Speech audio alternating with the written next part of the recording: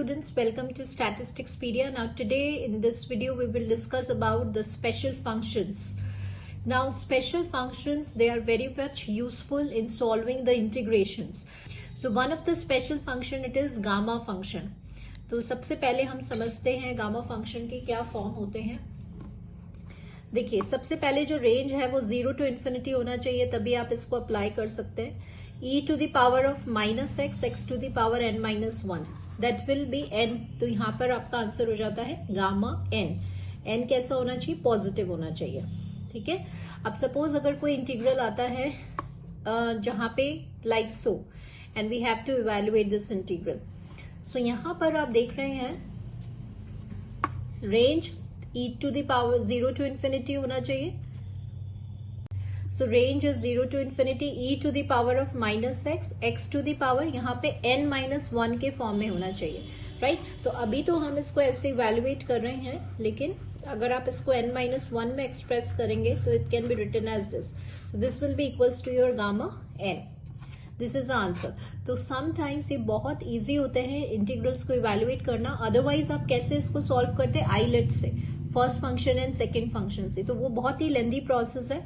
Quickly अगर हमें solve करना है, हम कॉम्पिटिशन एग्जाम्स के लिए प्रिपेयर कर रहे हैं, so remember this gamma function and always remember students, short trick क्या है, अगर आप ऐसे नहीं लिखना चाहते तो इसका एक प्लस यहाँ पे आपका ये आंसर होगा. सेकेंड इसका फॉर्म क्या है? 0 to infinity e to the power of, अब यहाँ सपोज कोई कांस्टेंट आ जाता है x to the power of n minus 1, that is gamma n a to the power of n. अभी मैं आपको बताऊंगी इसको कैसे इवेल्युएट करते हैं. अभी हम एक बार इंटीग्रल्स देख रहे हैं यहाँ पर. तो देखिए यहाँ पे अब एक कांस्टेंट आ गया. अभी यहाँ पर क्या था? Simple e to the power of minus x था. अगर यहाँ पे कोई भी कांस्टेंट आ रहा है 2, 3 या अपॉन में भी आ सकता है, तो आपको अगर इसको इवेल्युएट करना है तो what is the formula? Gamma n. तो n मतलब एक ऐड हो जाएगा upon a. a is the constant to the power of n. So that is gamma 4 upon 16 will be the answer. If you are a statistics student, तो आपने continuous probability distribution में we have studied gamma distribution, beta distribution, right? तो ये उसी के forms हैं. But if you are a mathematics students, तो आप ये gamma function को, इसके जो forms है उसको याद रखिए. और ये easy to evaluate होता है. Rather than applying the eyelet, we can apply by parts. Apply करने से easy होता है कि आप directly इस function को use करें. Now the question is how to find the value for this gamma function. देखिए सबसे पहले जो आपका गामा n होता है उसको आप इन टर्म्स ऑफ फैक्टोरियल, ये रिलेशन होता है गामा और फैक्टोरियल का. सपोज अगर आपको गामा 4 की वैल्यू यहाँ पे निकालनी थी तो ये होता है n minus 1 factorial. That means it will be equals to 3 factorial. Right तो 3 फैक्टोरियल हमें पता है. अब सपोज अगर आपका क्वेश्चन है कि गामा n को क्या हम गामा में एक्सप्रेस कर सकते हैं, तो it can be written as n minus 1 into gamma n minus 1. Suppose अगर आपको गामा 3/2 लिखना है तो आप क्या करेंगे? इसमें से एक कम करेंगे तो हाफ, और it will be gamma half. तो this is a relation between gamma and factorial. Suppose आपको यहाँ पे गामा 4 निकालना था तो कैसे निकाल लेंगे? Simple 3 factorial which is 6. Right? Suppose if we need to find gamma 6, so how it can be written as 5 factorial. And this is a relation between gamma. Gamma का relation है, ये formula है. तो ये usually जब आपके इस form में आते हैं 3/2, 5/2, तो हम इसी फॉर्मूले को अप्लाई करके और उसको इवेल्युएट कर लेते हैं.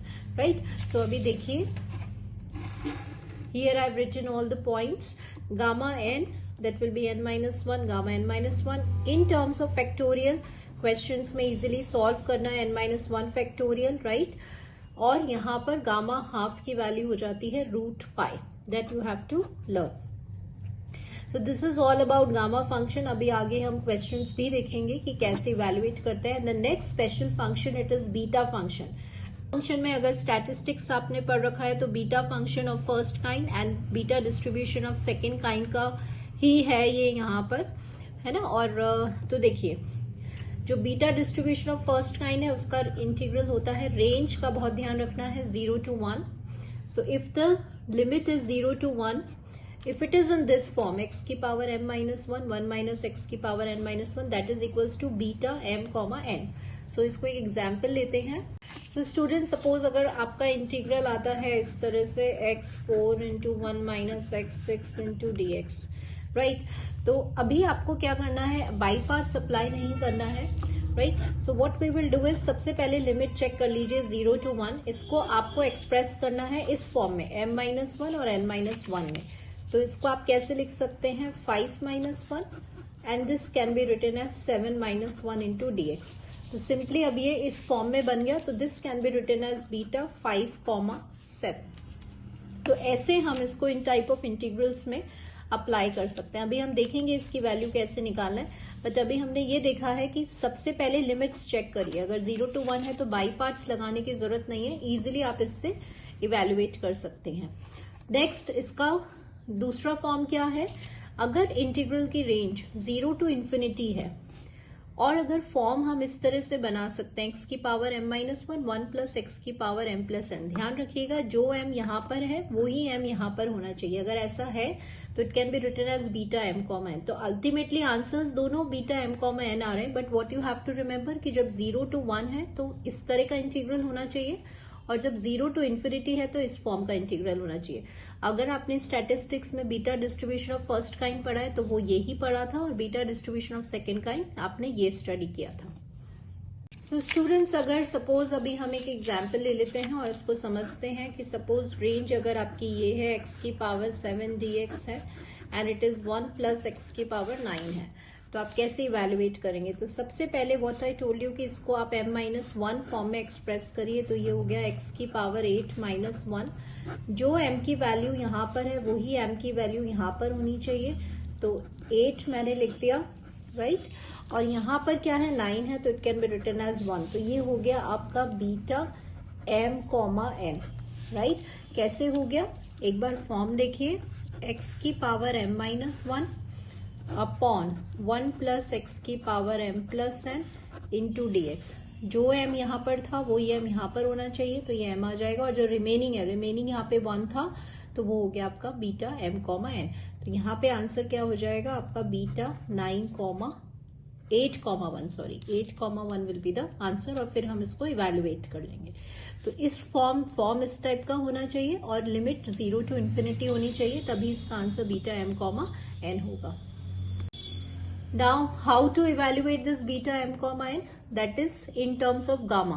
Gamma m, gamma n upon gamma m plus n, इन दोनों को ऐड कर दीजिए अपॉन के अंदर, ठीक है. अब बीटा m कॉमा n लिखिए, चाहे आप इसको 1,8 लिखिए या 8,1 लिखिए, उससे कुछ मैटर नहीं करता है. स्टूडेंट सपोज अगर आपके पास है बीटा 2,3, तो how to evaluate gamma m, gamma n upon gamma, इन दोनों को ऐड करेंगे तो 5 आ जाएगा.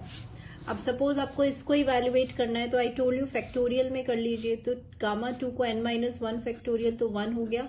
ये आपका 2 फैक्टोरियल हो जाएगा और ये आपका 4 फैक्टोरियल हो जाएगा. इसको सॉल्व करना आपको आता है.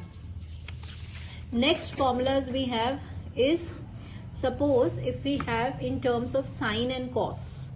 साइन और कॉस में अगर इवेल्युएट करना है 0 to π/2 जो है वो इसका लिमिट होना चाहिए. तो फॉर्मूला क्या होता है, gamma m plus 1/2 gamma n plus 1/2 और इन दोनों को ऐड कर दीजिए.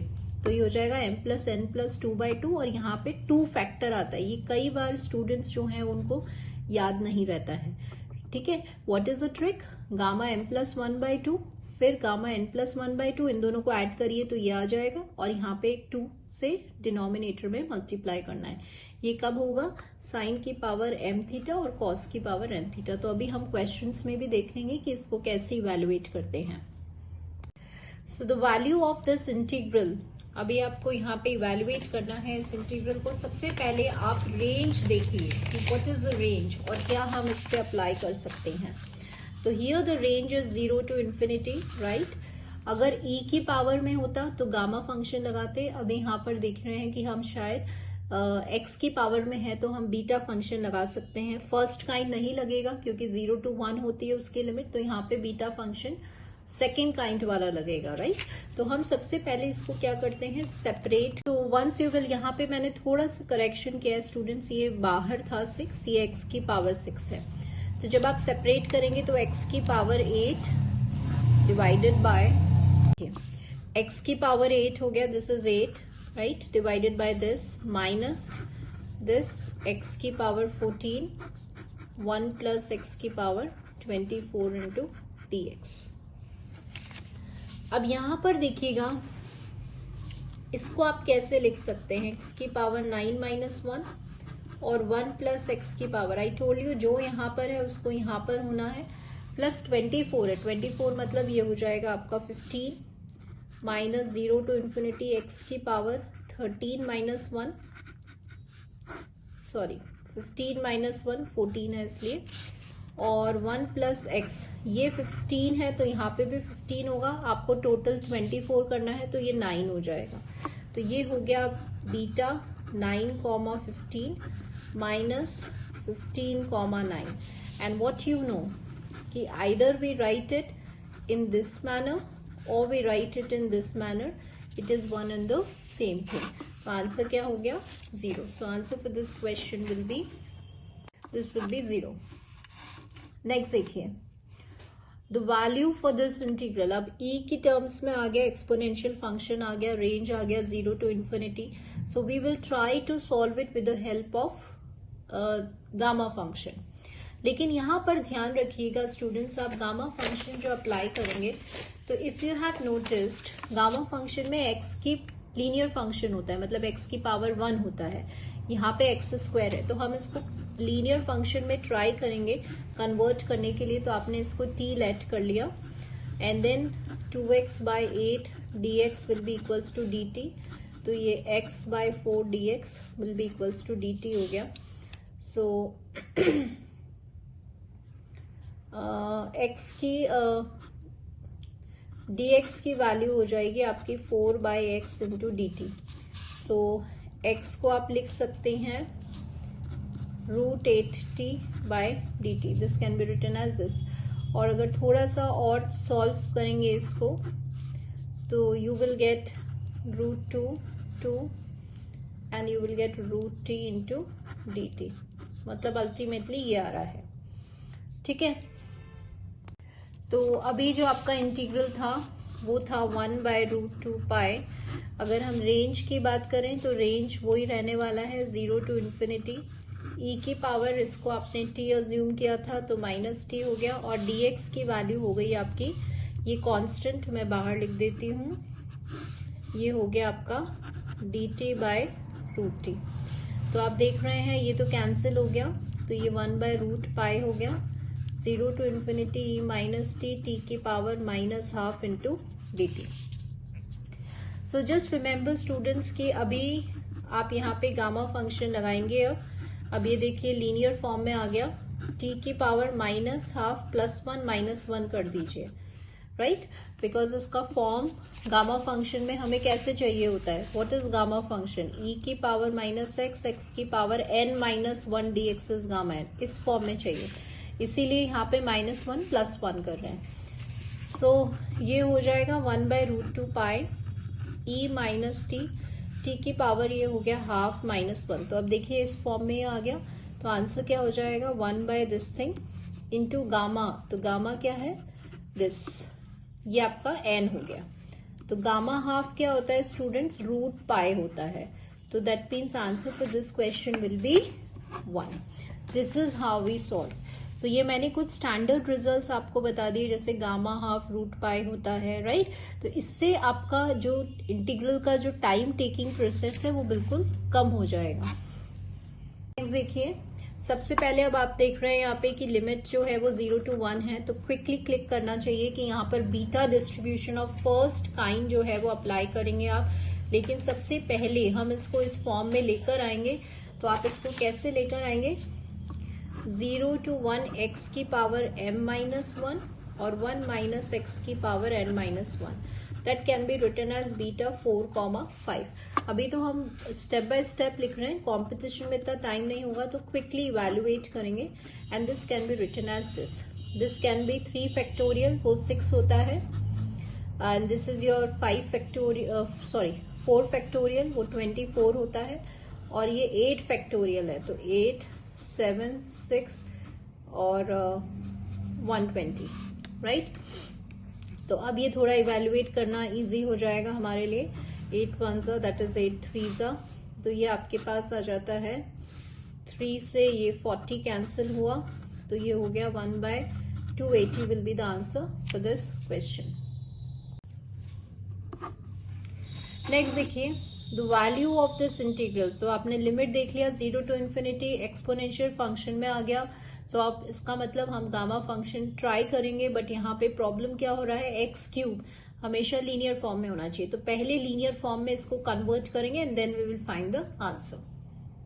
सो स्टूडेंट, सबसे पहले जिसको आपको लीनियर फॉर्म में लेकर आना है उसको आप टी लेट कर लीजिए लाइक सो। उसके बाद आप डिफ्रेंशिएट कर लें, तो 3x² dx will be equals to dt, and dx की वैल्यू हो जाएगी dt/3, एंड गेट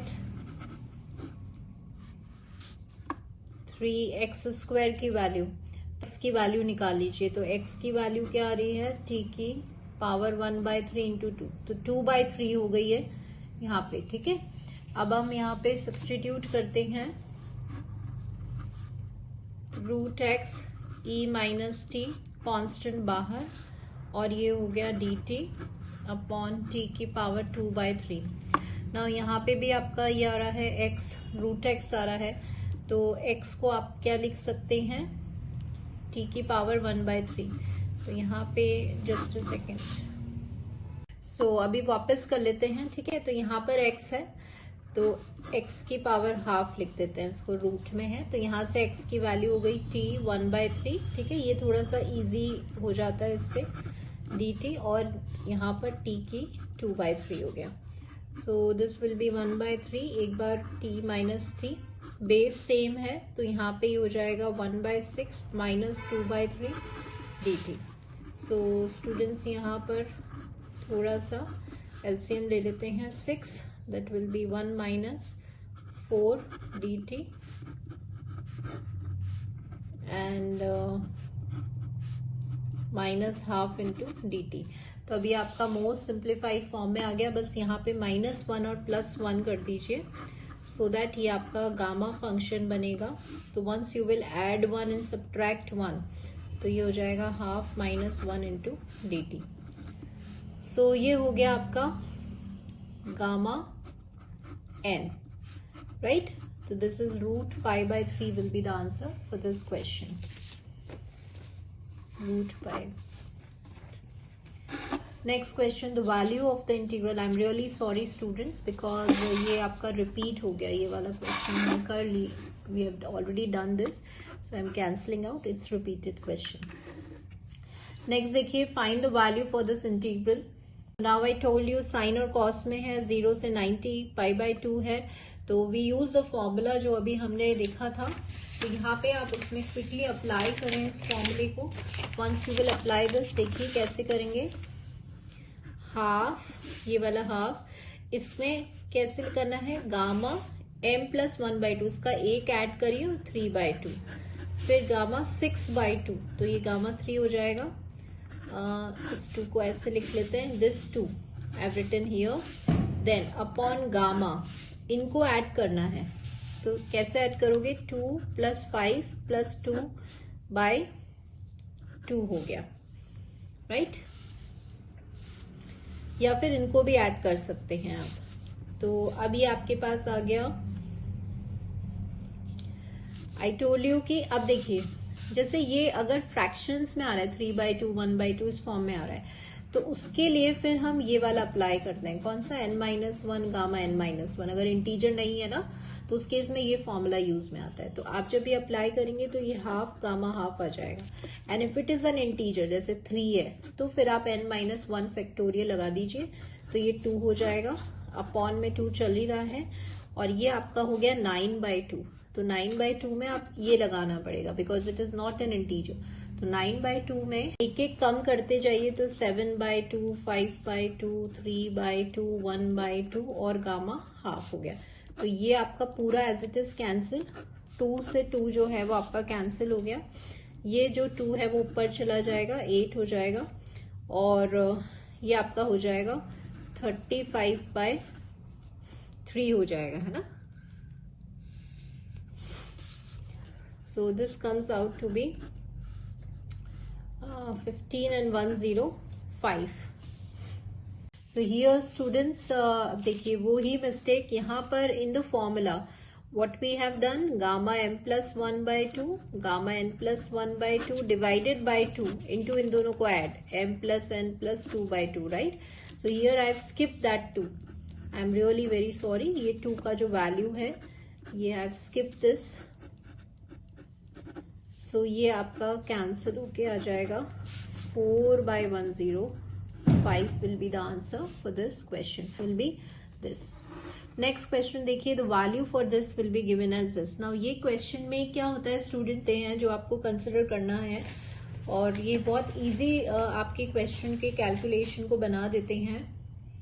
अब जैसे यहाँ पर आपका क्वेश्चन था a² minus x², sometimes a² plus x² आता है, तो इसको कुछ कॉमन अजम्पशंस ये आप नोट डाउन करके रखें कि जैसे माइनस में है तो हम ये लेट कर लेते हैं, अगर प्लस में है तो हम tan थीटा लेट कर लेते हैं। तो ये आपके क्वेश्चन को के इंटीग्रल्स का इवैल्यूएशन सिंप्लीफाई कर देते हैं। तो यहाँ पे जैसे a² माइनस x² है तो एक बार हम x की वैल्यू को a sin थीटा लेट करेंगे, तो जब आप लिमिट्स आपकी चेंज होंगी, x की जगह आप 0 रखेंगे तो थीटा की वैल्यू 0 हो जाएगी और x की वैल्यू अगर a रखेंगे तो थीटा की वैल्यू 90 हो जाएगी। तो आपकी लिमिट्स चेंज हो जाएंगी 0 to π/2। क्वेश्चन में है x², तो x² की वैल्यू हो गई a² sin² थीटा और यहां से 3/2 एंड dx मतलब आपको सिंपल इसको डिफरेंशिएट करना है, तो a साइन थीटा का होता है cos theta into D theta. तो यहां से आपका जब ये a बाहर आएगा तो ये a³ हो गया, यहां से a² है, ध्यान रखिएगा 3/2 है तो ये भी a³ हो जाएगा 0 to π/2 sin² थीटा। तो I write it this thing, 1 minus sin² theta होता है स्टूडेंट्स cos² थीटा और ये बाहर 3/2 है तो ये हो जाएगा आपका सॉल्व करने पे cos³ थीटा, तो cos³ और ये हो गया आपका cos4 थीटा। तो अब आप देखिए, आपने सिर्फ आपको ये अगर अजम्पशन लर्न है तो इजीली आपने कैसे इस क्वेश्चन को रिड्यूस कर दिया into the most simplest form. Now it is applicable for the formula जो हमने साइन और कॉस में पढ़ा था, जिसका लिमिट 0 से π/2 था। That's what I am saying कि जैसे ये बेसिक अजम्पशंस आप याद रखिए, जैसे ये है तो आपने इसको tan थीटा लेट कर लिया। अब जब आप इस पे फॉर्मूला अप्लाई करेंगे तो ये हो जाएगा 3/2, ये हो जाएगा आपका 5/2, ट्वाइस में ये हो जाएगा आपका 8/2। ठीक है, अभी ये 2 लगाना है तो ये a की पावर 6 हो गए, इसको आप लिख सकते हैं हाफ इंटू दिस, इसको आप लिख सकते हैं 3/2 1/2 इंटू गामा है, ट्वाइस आपका है एंड दिस ये आपका कैंसिल होके गामा 4 हो गया। अब गामा 4 एक इंटीजर है तो this can be written as 3 factorial which is 6। तो अब आप देखिए आपका a to the power of 6 हो गया, ये आपका हो गया pi, this can be written as 3, ये आपका हो गया 2 2 एंड दिस इज 2, तो ये हो गया 8 और ये हो गया आपका 12। सो 3 1s are 3 4s are 12, तो पाई a6/32 जो है वो आपका करेक्ट आंसर होगा। Right, so answer for this question will be this. So this is all for today students. आज हमने स्पेशल फंक्शंस जिसकी हेल्प से कैसे इंटीग्रेशंस के को इवैल्यूएट कर लेते हैं हम क्विकली एंड इजीली, वो देखा है। सो होप आपके लिए वीडियो यूजफुल एंड हेल्पफुल रहा होगा। So thank you students for watching this video.